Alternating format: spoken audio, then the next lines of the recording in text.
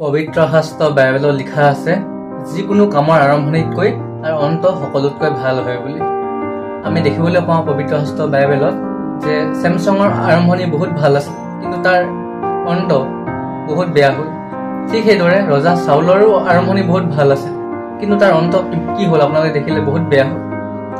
এতিয়া আমি বাইবেলৰ book of Genesis chapter 24 verse 1ত দেখিবলৈ পাইছোঁ তাৰ ঈশ্বৰে আব্ৰাহামক সকলো ক্ষেত্ৰতে আশীৰ্বাদ কৰিলে। সকলো ক্ষেত্ৰত আমি দেখিবলৈ পাওঁ আব্ৰাহামৰ আৰম্ভণিতে বহুত সমস্যাৰ সন্মুখীন হ'ব লগা হৈছে।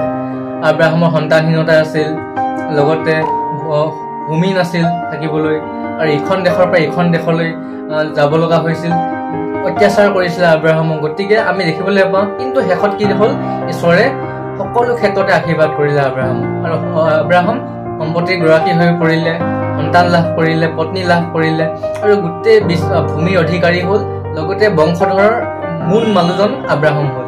ঠিক সেইদৰে আজি মই প্ৰাৰ্থনা কৰিব বিচাৰিছোঁ সকলোকে যে আজিৰ দিনত আমাৰ নিচিনা ফেমিলিৰ আমাৰ আৰ্থিক প্ৰব্লেম বহুত আছে, আমাৰ হেল্থৰ প্ৰব্লেম বহুত আছে, বেমাৰ আজাৰ বহুত আছে, আমাৰ শৈক্ষিক ক্ষেত্ৰত শিক্ষাৰ ক্ষেত্ৰত বহুত প্ৰব্লেম আছে, লগতে আমাৰ কিছুমান পাৰিবাৰিক কণ্ডলৰ আছে, বহুত সমস্যা আছে।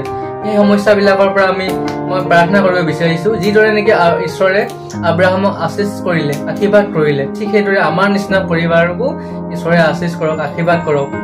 যিদৰে আব্ৰাহাম আদি পুস্তক 24 ভাৰ্চ 1ত লিখা আছে যে ঈশ্বৰে সকলো ক্ষেত্ৰতে আব্ৰাহামক আশীৰ্বাদ কৰিলে। তাৰপিছত আব্ৰাহামৰ অৱস্থা কি হ'ল, ভাল জীৱনটো পৰিৱৰ্তন হ'ল, ভাললৈ পৰিৱৰ্তন হ'ল।